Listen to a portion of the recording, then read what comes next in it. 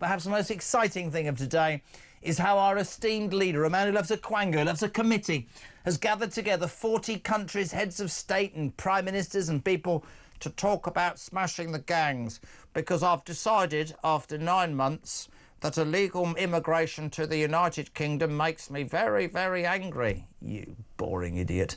Benedict Spence, not a boring idiot. You see what happened there? Conservative commentator with a new haircut and a spring in his step and his hat at a rather jaunty angle. A very good afternoon, sir. How are you? Good afternoon. I'm well. It's spring. Everything is new. Newfound optimism. Oh, no. It's Britain under Starmer. There's no optimism. No, there's no optimism. We tried for 30 seconds, but it's as crap as it was yesterday, yes. We've talked loads about this, and you know, I'm going to be munching on a chocolate so you can earn your money, but he's come out now and said it makes me angry, and yet he's absolutely known, as one of our texts said, as a human rights left-wing lawyer who's done everything he can to stick his mates in positions where they can earn money to come up with ridiculous ideas under the ECHR to keep people in this bloody country. So it's just rhetoric, isn't it? It is, and I think it's come too late in the day. He has realised, and other members of the Labour Party have realised, I think, quite how unpopular illegal migration and aspects of legal migration are. I think they were so sort of insulated in their own bubble that they were still buying the whole diversity is our strength, refugees are welcome here, and everybody by definition is a refugee kind of line. I don't think that they really clocked just how bad or unpopular it was with the general public that so many people are coming here illegally and taking up so many resources. And I think it's starting to filter through now that you are consistently seeing Labour not very far away from the Conservatives in the poll, and Reform sort of creeping ever and ever ahead, despite the fact that they have no real policies beyond we don't like very much migration. That, I think, is starting to sound the alarm bells, especially seeing as Labour is also really struggling to turn the economy around. They need to win on something. They need something that the public's going to go, yes, I agree with that, because thus far they almost seem to be just butting heads with their own voters. The problem is, as you pointed out, voters are not completely stupid. They're going to sit there and go, so what changed? Because up until now, it seems to us like you were really pro these people. I think it's really interesting, because I've always believed that over the last few years the British people have become more pessimistic and more cynical about British politics. But, you know, whether it's the expenses scandal or Brexit, whatever, the different prime ministers, what the Tories did, etc., etc. But I'm also convinced, and I think you're right, this naivety amongst politicians of all sides, that they stand there and they say, no, it's all about, you know, workers' rights. It's all about the cost of living. I absolutely would say that the number, I don't care what anybody tells me, I would say that from left to right and top to bottom on this country, that most people will mention illegal migration, because as the cost of living has been, as the bills have risen, as the world seems a scarier place, and with that, everything we know is going to become harder and harder to achieve. I think people, I said it earlier, Benedict, they're going, hold on a minute, why have I not broken the law? Why have I paid my taxes? Why have I tried to do everything correctly? Because all of a sudden, criminals are being treated better than me, illegal migrants are being treated better than me. In fact, every single person seems to be being treated better than me. And whether you're you fought for your country, or you've worked your nuts off to provide the food as a farmer in this country, or you've given 50 years and you just want to enjoy yourself, I think people are really hacked off, and I don't think that's going away. And it amazes me, Benedict, that politicians have only just woken up to it. Are they thick? Well, that's the paradox at the heart of all of this, is that British people are told fundamentally that everybody is equal, everybody is equally valuable, and that we're all the same. And then, as you just alluded to, there you have second, two-tier justice, two-tier when it comes to benefits, when it comes to all sorts of things.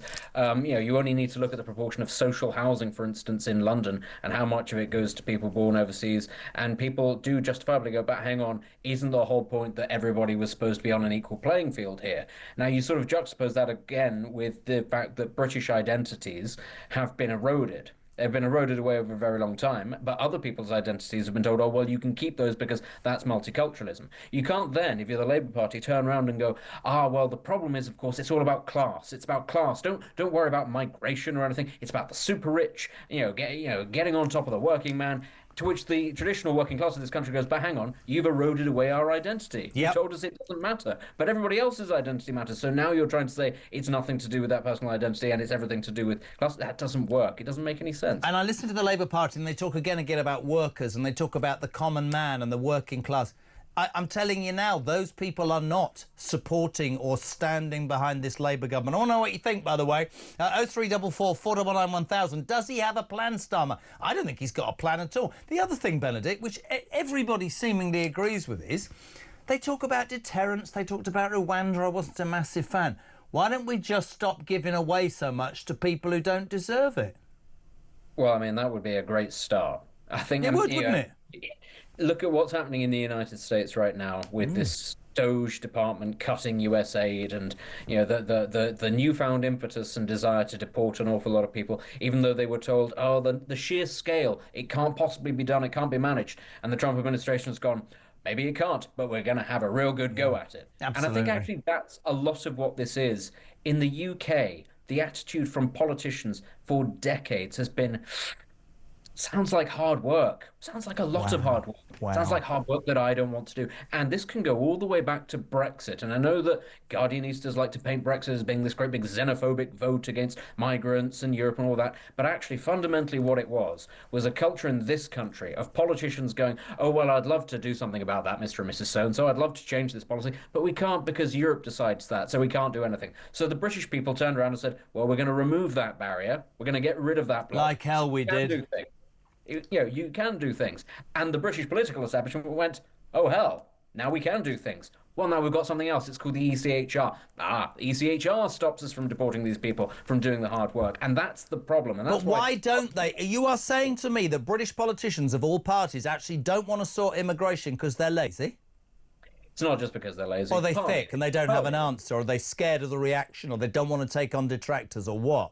All of that. Partly it's because they're lazy. Don't get me wrong. A lot of it is because of that. There is also the fact that if you increase the size of the population in the country and you suppress wages, that's good for GDP, which is an inaccurate measure of wealth. Let's remember that. But that's the measure that they like to give us. They like to say, GDP is growing, the economy is growing by 0.1%, even though that means we're all getting poorer. That's how they like to spin it. And it also helps a lot of businesses if they can import people who will work for almost no money, and that sort of suppresses margins. So a lot of businesses benefit from this, but working people do not. That's the key thing. And so as I say, it's a combination of laziness, economic and political laziness, but there is of course also that strain, and you have it in the Conservatives as much as you have it in Labour, who genuinely do not believe in borders. They do not believe in national identity, and they actually think that because Britain is a first world country, albeit an increasingly poor one, we have some sort of moral duty to take in all and sundry. No, we don't. We have a moral duty as a country, as a sovereign country, to look after our own people. I'd love to know what you think, peeps, by the way. 0344 499 1000. We'll get your calls on. What do you want? Harry and Meghan, two-tier justice, B&Q, or the worst story of the day? A toddler has been kicked out of a nursery after being accused of transphobia. What would you like? I mean, I will take anything other than Meghan and Harry. Why? Don't tell me you're a Meghan and Harry fan. I'd rather put my head through a closed window than listen to any more Meghan and Harry. Have they not gone yet? I thought we'd reached peak Meghan and Harry. I'll take two-tier justice. I will happily take two-tier justice. Or indeed the toddler. Let's do the toddler. Why not? Let's start with that. A toddler has been kicked out of a nursery after... This again sends me into, like, madness, where I feel like I should be in a padded cell. A toddler has been kicked out of a nursery after being accused of transphobia. New figures reveal the child, aged 3, was suspended for abuse against sexual orientation and gender identity. The Department of Education... What? 94 kids. So this is some information from the... what is this? The Department of Education. Statistics indicate 94 pupils at similar primary institutions were suspended or permanently excluded for transphobia or homophobia from the ages between 3 and 7. Sorry, Oliver's 5. He wouldn't even... 3? You're going to be transphobic? I'm going to kick the bin. Excuse me a minute, I keep kicking it. It's going over there. What is wrong with us, man? What? I mean, 3... I mean, that 3-year-old displays a sense of humour that Meghan and Harry do not. So I'll give them that. Stop talking about Meghan and Harry, man. It's boring. No, I think this is where you see when ideology sort of captures people's ability to think rationally. And there are far too many people in this country who only see things through this ideological prism, not unlike a lot of politicians who see, who can literally see their country disintegrating and think what we need is more migration and we need lower wages rather than the opposite. This is the same sort of thing where you'll have somebody who will be faced with a toddler who might have said anything. It could have been something about how, I don't know, that person's dress looks silly or that person looks funny or something like that. And as you say, it's a 3-year-old. They're figuring things out. They're making observations. They're only just getting a grasp of language, and some busybody teacher has gone, oh, that's a hate crime. That's what they've done. It's a bloody hate crime. Oliver's granddad was appalled when he apparently tried a dress on at school. This is ridiculous. The whole thing. I just, and I keep coming back. It's priorities, Benedict, isn't it? Yeah. Maybe I am actually getting old, but to be worried about that, to be worried about, what's this? Have you heard the B&Q story? Go on, what's the B&Q story? B&Q staff have been told that phrases like blind, drunk and deaf to our pleas are offensive to disabled people. This is a 30-page inclusive language guide issued by the DIY chain, warning against using those phrases or others that associate impairments with negative things. Oh, blimey, banned. I mean, honestly, honestly. If you're blind drunk in B&Q, I think you've got slightly bigger problems than offending a disabled person. There are power tools and all sorts.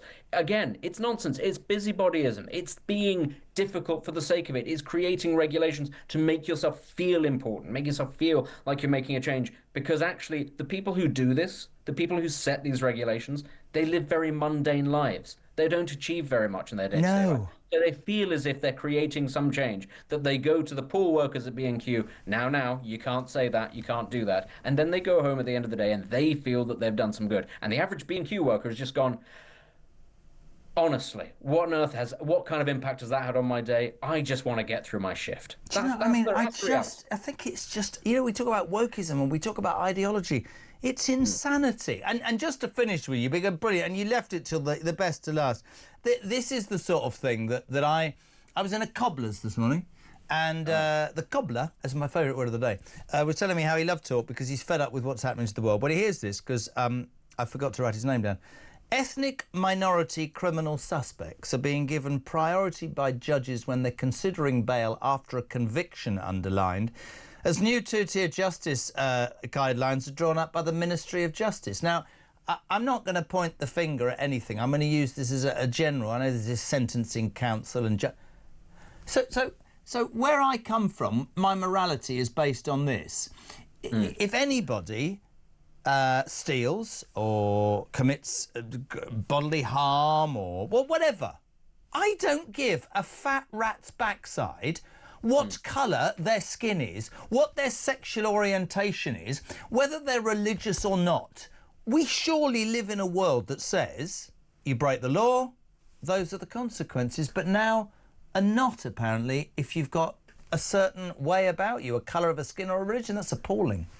It is appalling. And frankly, if you were going to make an argument for a difference based on ethnicity or, not being from this country, I would have thought it would be the other way around. I would have thought that if you come to this country and you take from this country and you decide that you're going to sort of make a life here and try and earn money from it, that you ought to be treated slightly more harshly than somebody else because you're coming here and you're trying to assimilate. If you then break the law, that sort of shows that you're not that. And then we get we can't deport this person because they'll be treated really badly back where they came from because they've committed a crime.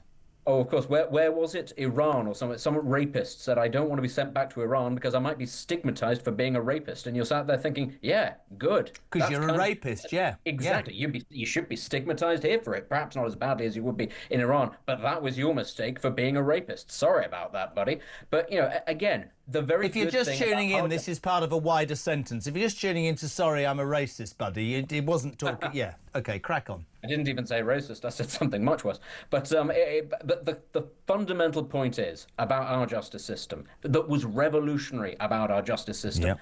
Everybody was equal. Everybody got the same sentence. Everybody had the same access to justice at a time when most countries were arbitrary and genuinely did have two-tier system. One rule for the elite, for the privileged, and another rule for the ordinary people. This country did away with that, and it was a magnificent thing. The fact that we are now regressing, going backwards, whilst the rest of the world ostensibly tries to catch up to what we gave them, I think that's insane that we are allowing that to happen. And I know it's done with the best of intentions, but it is outrageous. Right, so best of intentions. Harry Cole tried to put the other side, was qualifying it, saying that in the past, sentencing against black men, young black men, for certain crimes was more severe than it was for white men.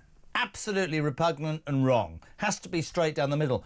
But the dial's gone the other way, as he quite rightly said, completely the other way, to the point at which you end up thinking this is yet more madness, this is yet more virtue ticking, box ticking, which in the end, again, without, I mean, it's so difficult, isn't it, not to sound like you're some sort of, I live here, I'm white. I'm not saying that. I don't care where you come from. I just believe in justice across the board.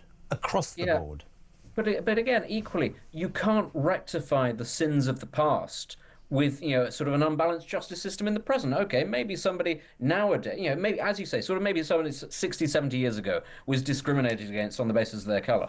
What on earth does that have to do with restorative justice now? Why does that mean that a rapist or something who is an ethnic minority should be let off easier? That doesn't make their crime any less severe. Absolutely. That's an outrageous idea. It's very, very stupid. But again, most government policy in this country nowadays is pretty stupid. It doesn't surprise me.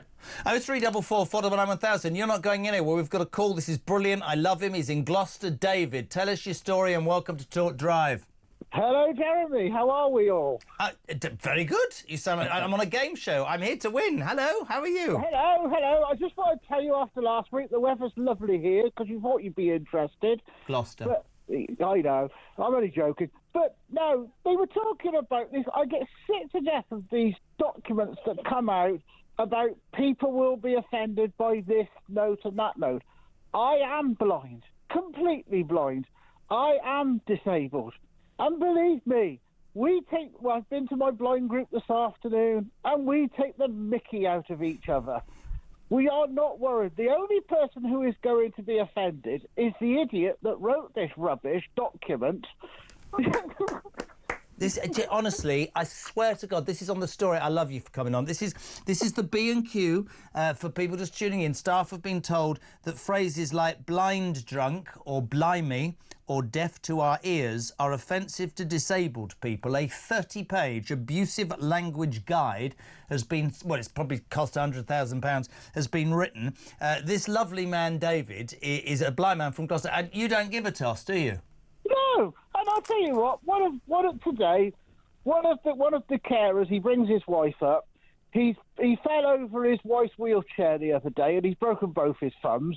And what were we doing? We were taking the mickey out of him because we were saying, "Oh well, you can join the groovy gang, for the only fools and horses." See, and well, you got your thumbs up now, mate. And that's how we are. We all just take the mickey out of each other. Love you, David. Listen, if the world... Do you think the world's gone mad? Do you think common sense has gone out the window? Oh, completely and utterly. It is just madness. I am sick of it. That's why I rang in, because it's just another, why? Who is offended? The only person who's offended is the person that's written this document or the people that believe this document, not the people who are genuinely disabled, genuinely blind, deaf, or whatever. Because I am one, and believe me, it doesn't matter. I don't give a monkeys. It is Monday, and that is the call of the week from David in Gloucester. That tells you everything you need to know, Benedict, doesn't it? The madness. I mean, there's a guy. Just ridiculous. Shut up, all of you. Go away. It does. And it's sort of the way that this is always done is it treats disabled people as if they have to be victims in perpetuity. Actually, most disabled people, spoiler alert, because they've lived their whole lives being disabled, are very robust, have a good grounded sense of self and of humour, as you've just heard. And they don't need some busybody in HR standing up for them because they've had to do it every day of their lives and they've become bulletproof, just like the gentleman you heard just there. Great to have you on, B. Always great to have you on. Thank you so much indeed. Conservative commentator Benedict Spence, live and exclusive on Talk Drive.